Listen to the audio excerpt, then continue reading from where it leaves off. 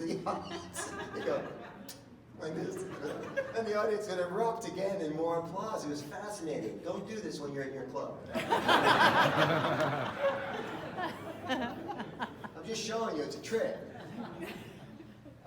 There is a video of me speaking at District 6400, which by the way has some Canada clubs in it. And I was just fresh out of we just came from the concert, and I demonstrated the Paul Anka thing, and they started to there were like 400 people here, and they just got to get into it, and they started clapping as soon as I did this. It was wonderful. So I'm going to show you some tricks for rhythm that will help you when you get back to your club. And I'm going to tell you, when you go back to your club, you're going to start to see some things that you really like about your club that maybe you didn't see before. I've said it for a long time that I really became a Rotarian after I was president of my club because I became a stockholder in the club.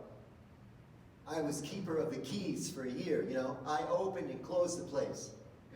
And I had a different feeling about the club ever since then. I own the club. Partly, right? And it's not a domineering thing, it's just I was part owner, right? And you'll feel the same way. You're getting it now. So you're going to learn two things about the club. You're going to learn things that you didn't know before that you like. And you're going to learn some things about your club that you didn't know before that you are going to not like at all. You may even resent them because you're coming into the presidency because you want to change some things and they won't change them. And so it's like you discover all these, it's like a shell game almost. Nobody's looked at your policy, not policy, but your, what do you call it? Bylaws. Bylaws for a while. It's like a shell game, and you lift it up to see what's underneath it, and you go, oh my God, you know? Or nobody's looked at your finances for a while. Oh my gosh, you know, or how much you give to the foundation, or, you know, future past membership campaigns. Oh my gosh, and so figuring all this out, you know, your eyebrows are going to go up a few times. Now, I'm going to show you the techniques for doing this in this talk. Do you have a pen? You're not going to remember all this stuff, so I want to make sure I give it to you. But the basic premise here of all of this is that you're going to think at some point, oh my gosh, I got to scale back my initial plans because there's no way I can get everything done in 1 year. Some of you may have already had this feeling. Raise your hand if you're thinking to yourself, I got to cut back on my goals. There's just no way.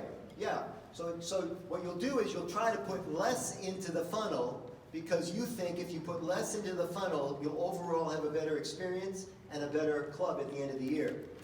Do not do that. You've got to put more into the funnel so that gravity forces those changes through the funnel.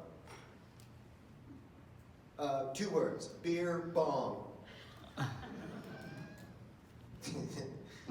So when you put more into the funnel, it comes through faster, and then you're more likely to have more successes. Now, I do think there's something to being too, overly ambitious, but in general, I want you to think about putting more into the funnel.